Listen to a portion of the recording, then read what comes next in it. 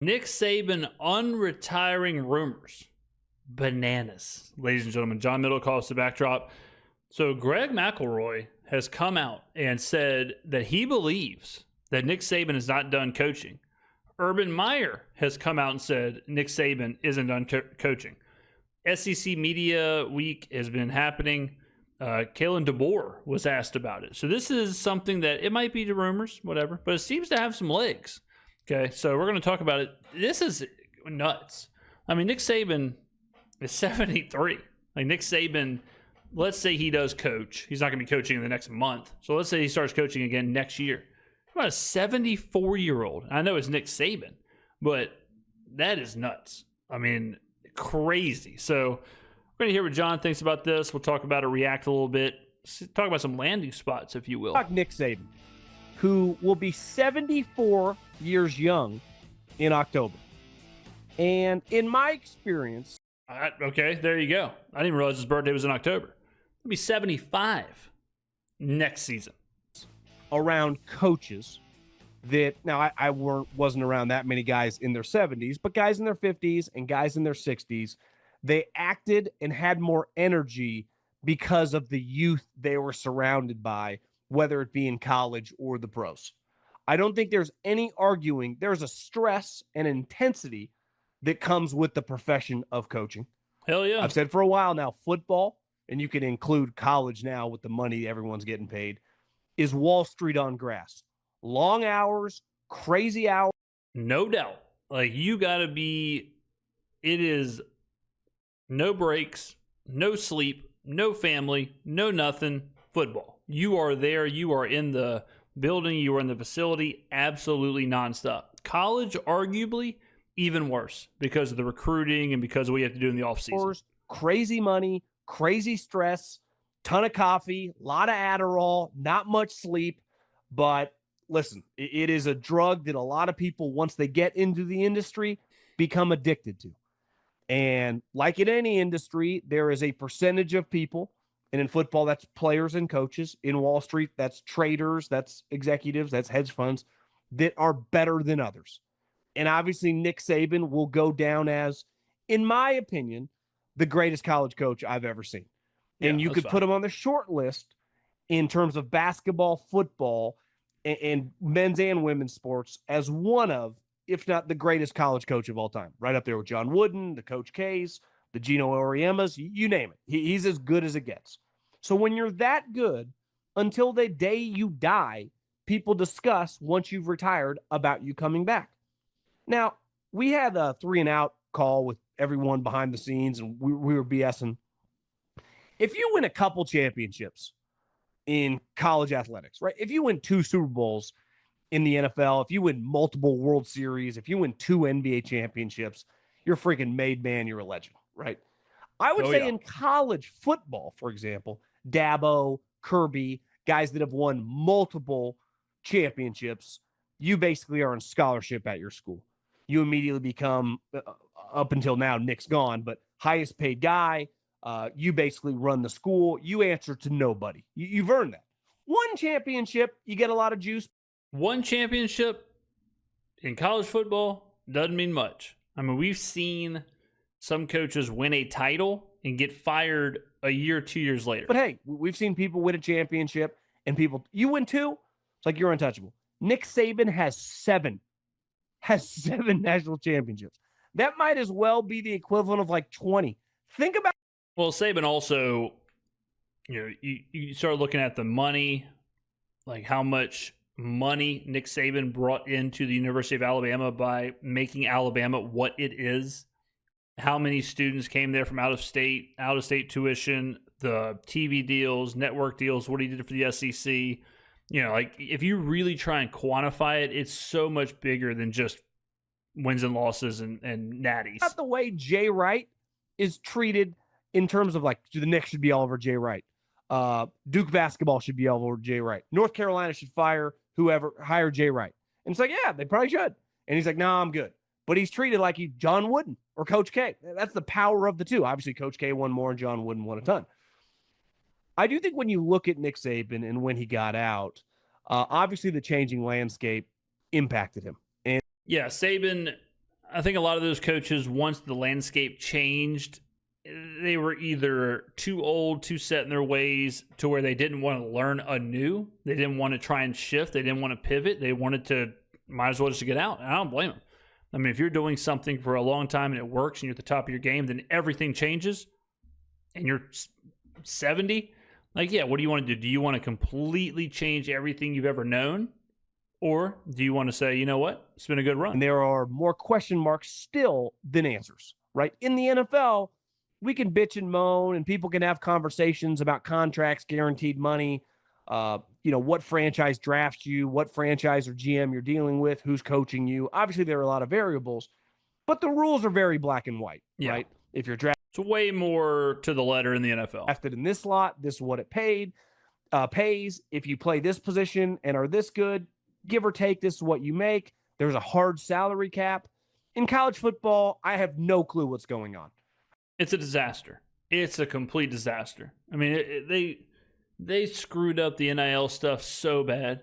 It's just, being a college coach now has to be miserable. Miserable in any of the sports. Every year, your best players are negotiating for more money or whatever.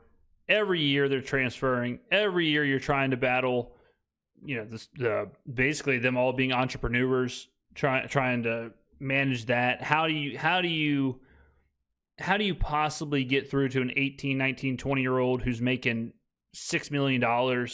It's just a mess. I was told that it's going to go to revenue sharing. It's going to go to a salary cap. No one has any clue. There's now going to be regulations on NIL. Bullshit.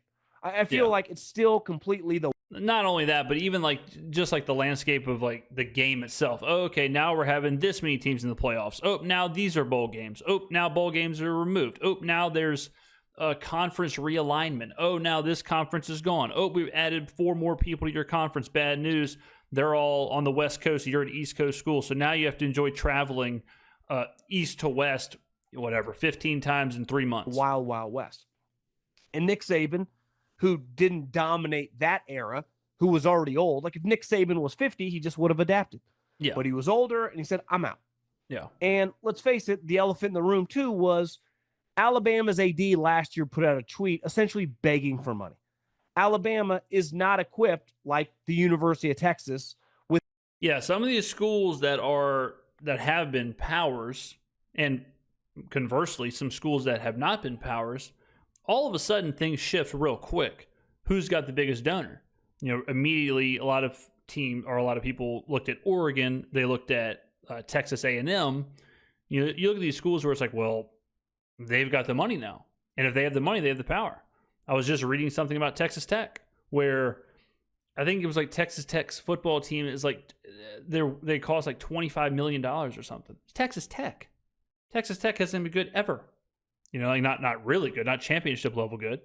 So, yeah, all of a sudden, these schools with enormous boosters or enormous power behind them, they're your power players.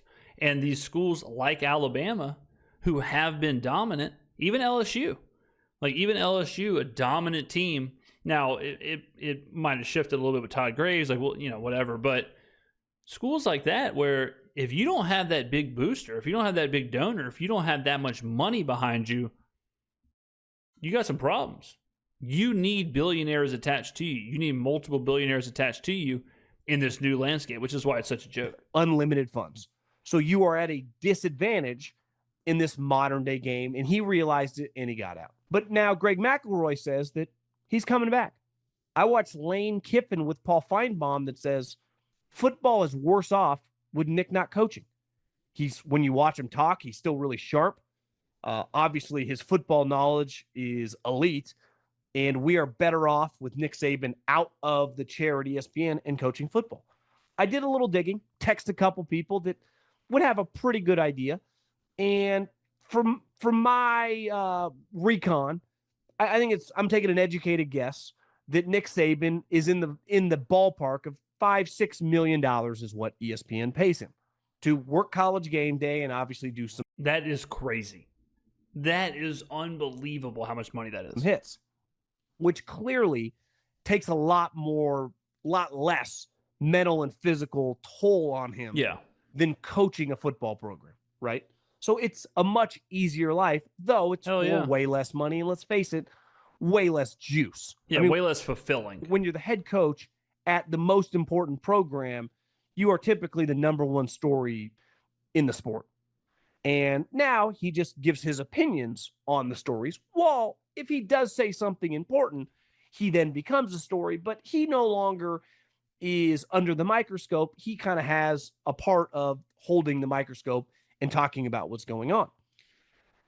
I saw a Coward today that said, what about the Cowboys? Brian Schott. So, talking about some landing spots. Now, the NFL, we know Saban tried it out. I think he was actually better results-wise than people give him credit for. But Nick's big, like his ability was getting college players to buy into him.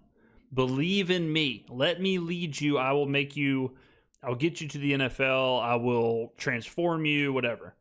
And he became a father figure, and he became this like sage.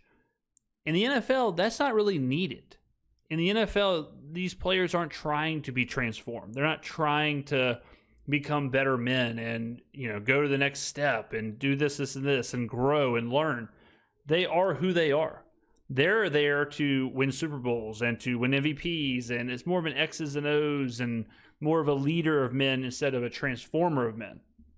And I think Nick struggled with that and went back to college where, his speeches and his way of motivating translates. Well, now there's not that much difference between college and the NFL because of the NIL. So the two spots that I think make sense in the NFL is Dallas, because Jerry Jones is Jerry Jones. He's always going to try and land, the big fish. Brian Schottenheimer is absolutely already a lame duck coach. I think people are already looking at him like, man, what is this hire? What's going on here? Jerry is not going to give him a long time. If the Cowboys struggle this year, he'll be gone. And Saban's age also doesn't matter to Jerry because Jerry wants to win now. If Nick Saban's the head coach of the Cowboys for 4 years, fine. 3 years, fine. 2 years, fine. If it means the Super Bowl, if it means playoffs, whatever, who cares? The other team, ironically, is Miami. Miami is staring down the ultimate hot seat for Mike McDaniel. They need a full reset, a full culture reset, and Nick might be the guy that they look at to do that. Reset the culture, come in, completely different from McDaniel, completely different voice. McDaniel's seen as currently like a pushover, whatever. Nick's the opposite of that. Only two teams in the NFL I think would work.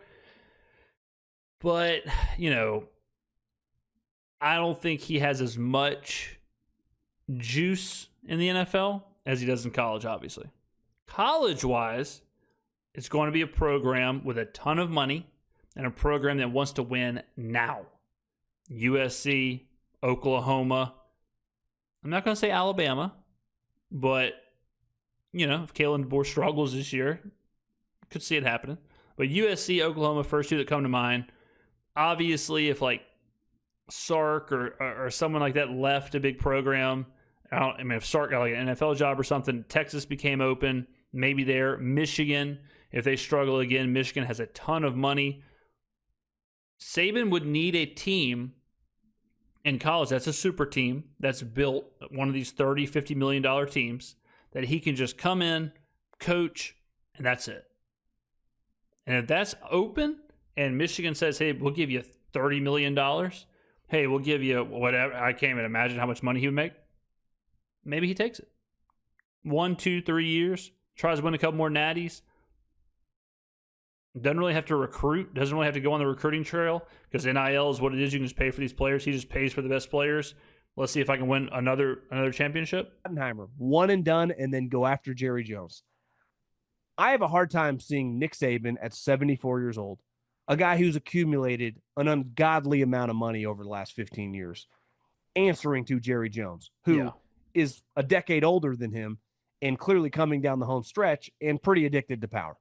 Yeah. And if you look at the Cowboys hiring practices, beside Bill Parcells, whatever, 20 years. Yeah, the hiring practices is basically Jerry tries to find a yes man, and Nick Saban is not that. Years ago, in Jerry's 70s and 80s, He has done the opposite of hiring a guy like Nick Saban, Yeah. right? Jason Garrett, Wade Phillips, even Mike McCarthy was kind of down and Especially out. Mike McCarthy. Paid him $35 million God. over 5 years. Nick Saban would have laughed at that if someone put that in front of his face at Alabama 6 years ago, let alone now. Let's face it, Brian Schottenheimer, while compared to rest of society, makes a lot of money. Relative to coaches, I think it's fair to guess Brian Schottenheimer's a bottom 5 paid coach in the NFL. Well, hell yeah. In terms of head coaches, and rightfully so. He has no head coaching experience, and no one else was offering him a head coaching job. So Jerry actually got a cheap version of, I think, what he hopes, Mike McCarthy. Nick Saban's not going to the Cowboys. Nick Saban also isn't coming back to college football unless, even if he was interested, it would have to be the best overall job, which I think in this modern day landscape, you'd argue would be the University of Texas, where his guy, Steve Sarkisian, just... I think you got a couple, though. Like, USC, Lincoln Riley has done nothing with it, but USC is like primo.